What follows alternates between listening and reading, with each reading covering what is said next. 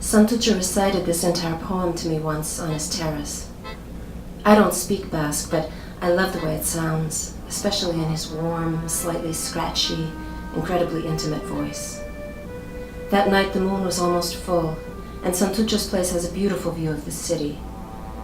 I had this flash of self-consciousness.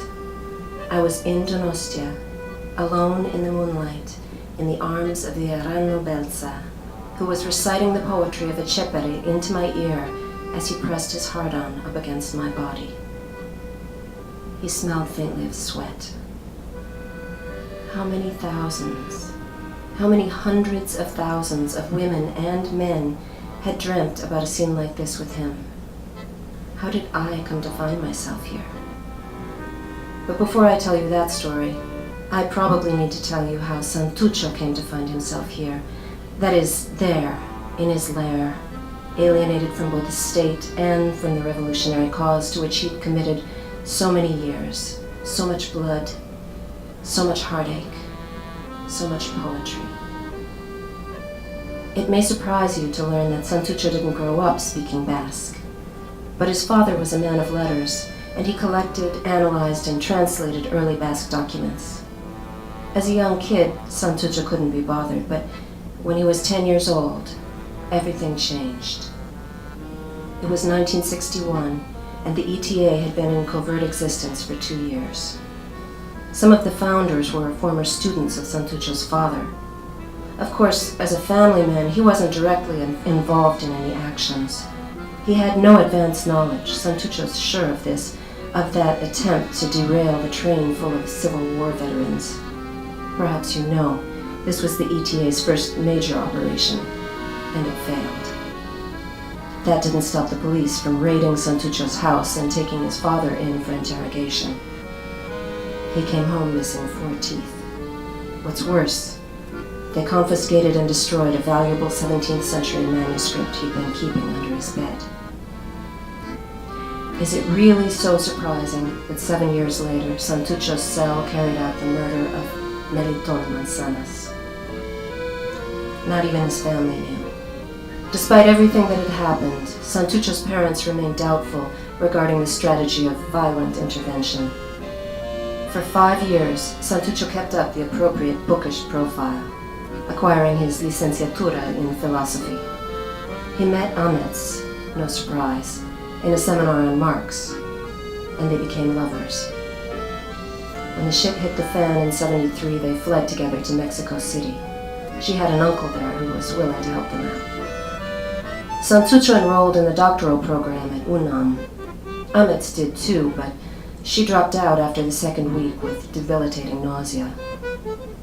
She was pregnant, of course, with Aitor. When Franco died 2 years later, they were gravely tempted to go back, but now, with a kid, it was more complicated. Santutxo thought he might be able to do just as much from Mexico. He had a ham radio, and late at night he'd help strategize new operations with his comrades. Sometimes he'd read out inspirational communiques which they'd record and distribute. It was during this time that they started calling him the Arano Belza.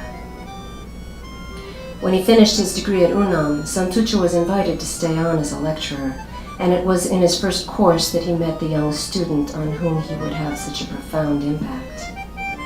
Of course, students can also shape the lives of their teachers. It wasn't just the endless conversations about Gramsci that they shared. It was the soccer skirmishes, the late nights spent listening to cassette tapes of Coltrane, the outings to the Jardín Zoológico with Aitor. It was even Amets. Santutxo wrote me about this in a long email about sexual jealousy.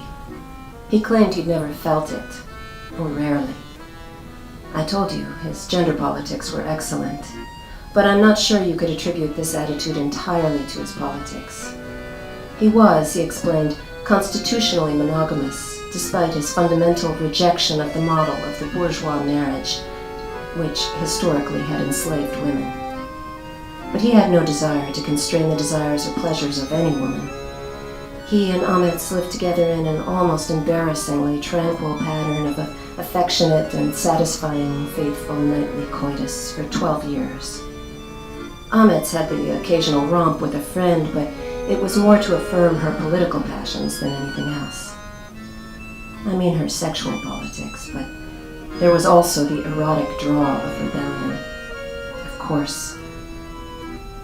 Who am I to judge?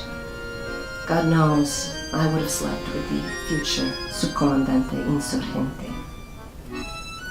Anyway, when Santutxo set up house with Luz in 1989, it was the same deal.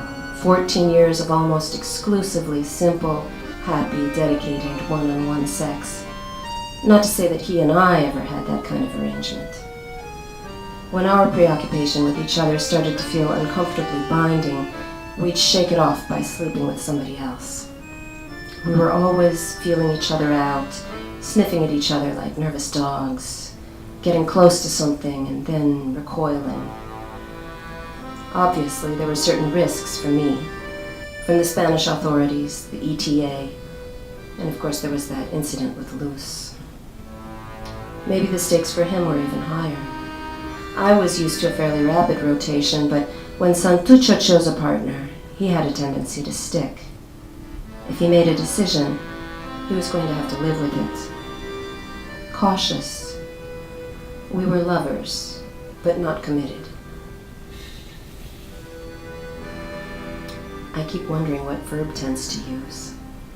The past tense feels a little too definitive. It's not yet clear it's completely over. But as you can see, I've never been entirely sure to what degree it had even begun.